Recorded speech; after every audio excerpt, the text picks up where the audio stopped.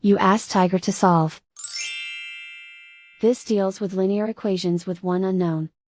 The final result is x equals negative 502 over 15. Let's solve it step by step.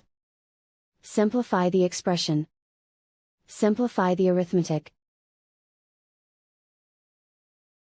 Group all constants on the right side of the equation. Add 502 to both sides. Simplify the arithmetic.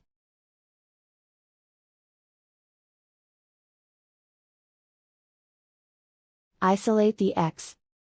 Divide both sides by negative 15. Cancel out the negatives. Simplify the fraction.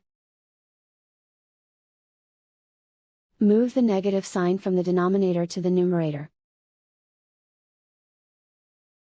And so the final result is x equals negative 502 over 15.